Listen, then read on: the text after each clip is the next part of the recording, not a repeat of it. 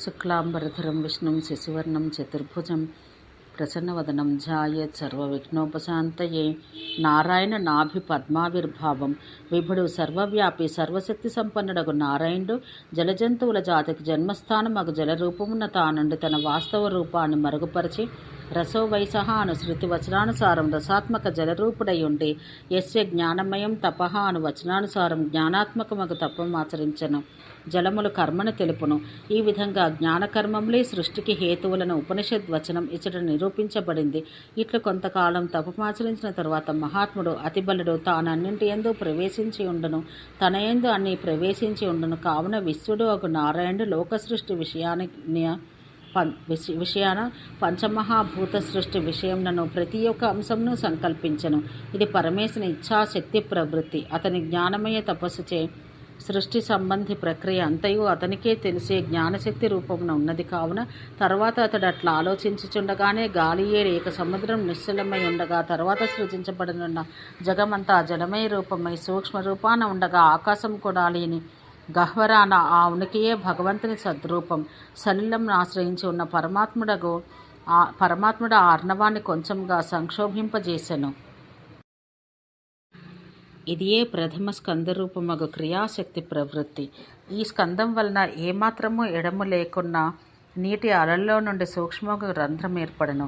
ఇది అన్నింటికంటే పూర్వం ఏర్పడ్డ ఆకాశమును సూక్ష్మభూతం శబ్దగుణమునకు ఆశ్రయమగు ఆ ఆకాశ ఛిద్రం నందుండి అంతటి శబ్దంతో పాటు వాయువనుభూతం ఉత్పన్నమయ్యను. అది అవకాశం నంది వృద్ధి నందగా అది ఎంత అక్షోభ్యమైనను దాని యందును భగవదిచ్చని స్పందం కలిగి దానిచే సముద్రం కూడా క్షోభిల్లి ఆ ఘర్షణచే అగ్ని ఉత్పన్నమయ్యను. అతడే నల్లని పొగతో తన త్రోవను సూచించుటచే కృష్ణవర్త్మ నల్లని త్రోవ కలవాడు. సర్వనరుల జఠరములనందుండి ఆహారమును జీర్ణమునరించుటచే వైశ్వానరుడు అనబడుచున్న సూక్ష్మ మహాభూతుడయ్యను. అగ్ని అంతటా అధిక జలాన్ని సంశోషింపజేసెను. ఆ నీరు శోషిల్లి ఏర్పడ్డ రంధ్రమున విశాలముగా ఆకాశం ఏర్పడెను. కానీ అక్కడ అగ్ని స్వతీజం నుండి అమృతంతో సాటియగు రుచిగల జలం ఏర్పడెను. ఇట్లు ప్రథమ స్కందం వలన జలములందు కలిగిన ఛిద్రం నుండి ఆకాశము, దాని నుండి వాయువు, దాని నుండి అగ్ని, దాని నుండి జలములు ఏర్పడెను.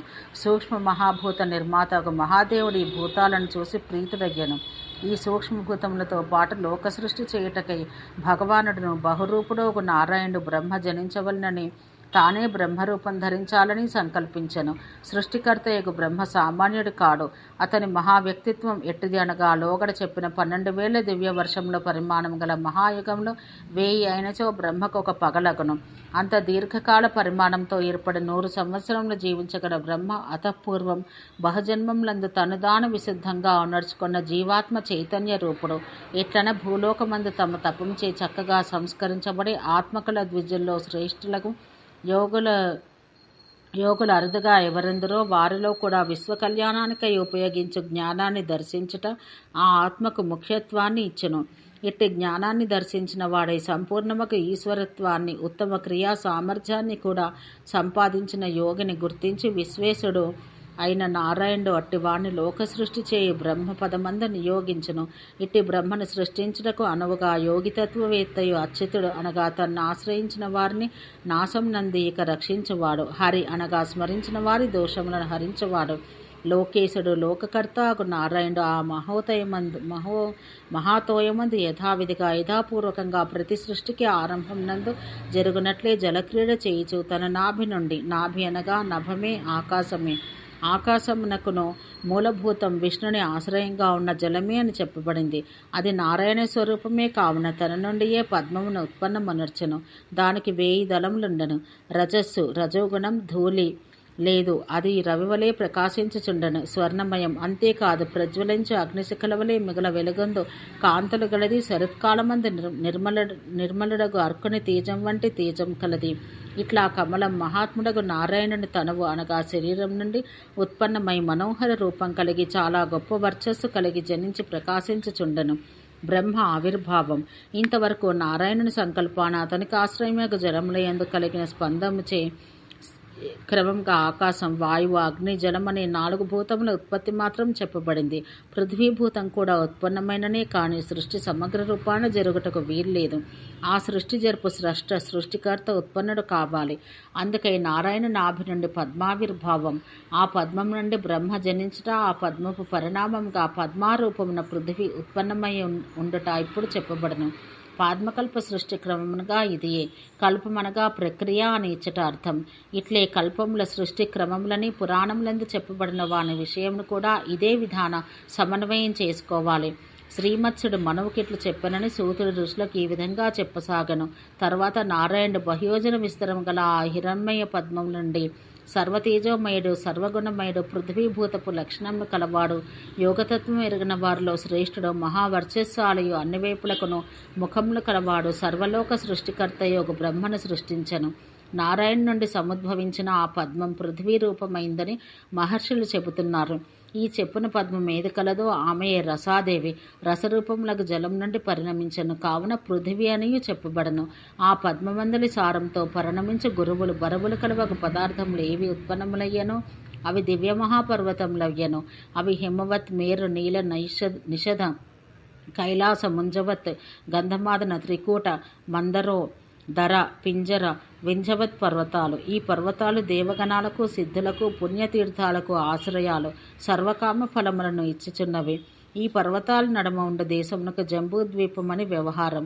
ఏ సంస్థానమందు యజ్ఞ సంబంధులకు వైదిక కర్మ ప్రక్రియలు ప్రవర్తిల్లుచుండనో అది ఏ జంబూద్వీప సంస్థానం. ఆ పర్వతాల నుండి స్రవించు దివ్యామృత రస సమానమగు జలమంతా దివ్యములకు వందల కొలది తీర్థములకు ఆధారములకు నదులుగా పరిణమించినది. ఈ హరినాభి పద్మపు కేసరములు ఏవి ఆ పద్మపు అన్ని దశలందు ఉండెనో అవే ఈ లోకమందు ఆయా గైరిక ధాతువులకు స్థానములకు ఇతర పర్వతములను తెలియవలను. ఆ పద్మమునకు అవయములకు అనేకములకు దళములే పర్వతములతో వ్యాప్తములై దుర్గమములకు మ్లేచ్ఛ దేశములను వేరువేరుగా విభజించబడి వ్యవస్థ చేయబడ్డవి. ఆ పద్మపు అడుగు భాగమందరి రేకులు ఏవి కలవో అవే వారి వారి వాసమును అనుసరించి భాగక్రమాన దైత్యులకు, అసురులకు, నాగులకు నివాసములకు దేశములయ్యను.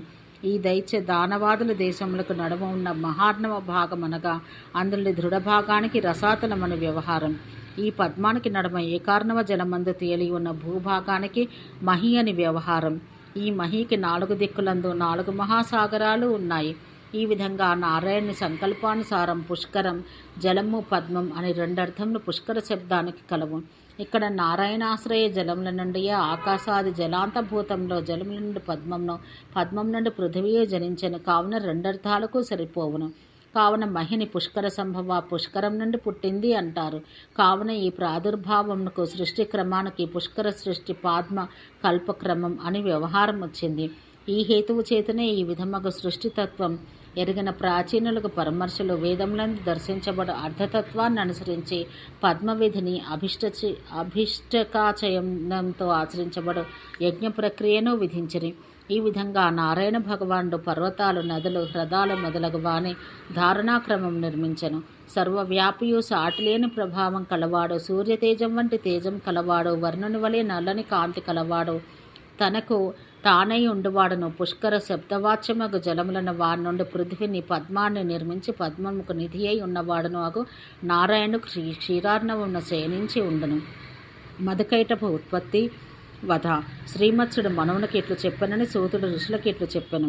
శ్రీ మహావిష్ణువు ఏకార్ణవ జలమును నిద్రించుచుండ మధుకైటభులను మహాసురులు జన్మించిరి. వారిద్దరూ రజస్తమో గుణ ప్రధానులై తామస గుణములలోని వారుగా అనగా రజస్తమో గుణములందరి దోషములుగా జనించి భగవానుడు జరుపునున్న సృష్టికి విఘ్నభూతులుగా ఉండిరి.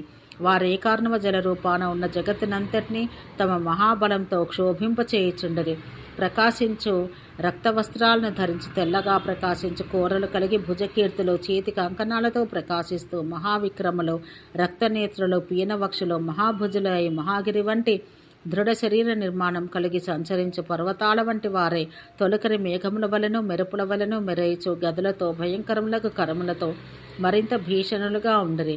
వారు తమ పాద విన్యాసాలతో అర్ణవమును ఎగరగొట్టుచున్నారేమో, శయనించిన వాడును మధుని చంపనున్న హరిని కూడా కంపింపచేయుచున్నారేమో అన్నట్టు సర్వతోముఖంగా ఉన్న ఆ ప్రళయార్ణవ పుష్కరమందు విచరించుచు పోయి ప్రకాశించుచుండు తమకు దగ్గరలో ఎదుట ఉన్న యోగి శ్రేష్ఠుని చూసిరి. అతడు నారాయణ లెస్సయ్యగు ఆజ్ఞతో సకల ప్రజలను అనగా సకల దేవతలను మానస ఋషులను అసురులను సృష్టించబోచుండను. అక్కడ ఆ అసురోత్తములిద్దరూ ఒకే మారుగా మిగల క్రుద్ధులు రోషంతో కలవరపడు కన్నులు కలవారగచు బ్రహ్మతో ఇట్లనిరి. పుష్కర పద్మమందుండి తెల్లని తలపాగా ధరించి 4 మోములు కలిగి అజ్ఞానంతో నియమం పోని అప్పటికి ఏ సంతాపము లేక ఉన్న నీవెవరు? రమ్ము రమ్ము కమలోద్భవ, మాకు యుద్ధమిమ్ము మిగల ఈశలమగు, మాకంటే నీవు అసమర్థుడవు. ఇట్టి నీకు జన్మకారణుడెవడు? ఎవరు నిన్ను నియోగించినారు? నిన్ను సృష్టించిన వారెవరు? రక్షించేవారెవరు? ఏ పేరును వ్యవహరించబడదవనగా అందరినూ సృష్టించేవాడు రక్షించేవాడు ఒక్కడే అనియో, అతడు ఇట్టివాడని ఊహింపరాని వాడనియో, వాడును 1000 కన్నులు కలవాడు, అన్నింటినీ చూసి శుద్ధ సాక్షి చైతన్య స్వరూపుడని లోకములచే చెప్పబడుచున్నాడు కదా. అతడే నన్ను సృజించేవాడు రక్షించేవాడు, ఈ పనికి నియోగించేవాడు కూడా. మరి అది కాదని వేరుగా ప్రశ్నించి మీరిద్దరూ ఎవరో తెలుపుడని బ్రహ్మ పలికెను. మధుకైటభులు ఇట్లనిరి. మహామణి, లోకమును మమ్మల మించినదేదీ లేదు. మేము రజస్తమో గుణాలతో విశ్వాన్ని కప్పివేయుదము. మేము రజస్తమో మైలం, ఋషులకు అవలంబనం మేమే. అయినను మేము మరుగున పడి ఉందము. ధర్మశీలురం, ప్రాణులెవ్వరూ మమ్ము దాటిపోరు. ఎవరు ఏమీ చేయనలవి కాని మేమే ప్రతి యుగమందును లోకమును నడుపుచుందము. మానవాదులు కోరు అర్థం, కామం, యజ్ఞం, స్వర్గం, సంతోషప్రదమగు సుఖం, శ్రీకీర్తులు ఇవన్నీ మేమే అని ఎరుగుము అన్న బ్రహ్మ ఇట్లనెను. నేను నా యత్నం వల్ల యోగతత్వజ్ఞుడగు హరి కరుణాదృష్టితోనూ ఇంతకు ముందే యోగ ఫలాన్ని సమార్జించి ఉంటిని. గుణవంతముగా ఆ ఫలం ఆధారంగా చేసుకొని నేను సత్వగుణం ఆశ్రయించి ఉన్నాను కనుక రజస్తమో రూపులకు మీకు నేను యుద్ధమీయదగను. ఎవరందరికంటే అన్నింటికంటే పరుడో, యోగతత్వ జ్ఞానవంతుడో, యోగమను పేరు కలవాడో, సత్వరూపుడో, రజస్తమములకు జనకుడో, విశ్వసృష్ట్యాది హేతువు అతని నుండియే సాత్వికములు ఇతరములు అయిన రజస్తమో గుణప్రధానములను అగుభూతములన్నీ జనించును. సర్వగుణ వశకర్తయగు ఆ దేవుడే మీ నాశనానికి సమర్థుడు, కావున మిమ్మతడు చంపును అనను. ఇంతలో పరబ్రహ్మ రూపుడు శ్రీమంతుడు ఒక నారాయణుడు స్వమ్మాయితో తన బాహువులను బహ్యోజన దీర్ఘముగా చేసెను. బహుశాలియగు ఆ హరి లాగుచుండ వారు బలిసిన పక్షుల వలె జారిపోవుచునే సంచరిస్తూ దగ్గరకు వచ్చిరి. సనాతనుడు, పద్మనాభుడు, హృషికేశుడు ఒక ఆ దేవుని సమీపించి వారతనికి నమస్కరించి ఇట్లనిరి. విశ్వజన్మ కారణుడవగు పురుషోత్తముడు నీ ఒక్కడవే అని మేము ఎరుగుదము. నీవు మమ్ము రక్షించము, చంపము. ఇది సహేతుకం. దీనివల్ల మేము శుద్ధుల మగదము.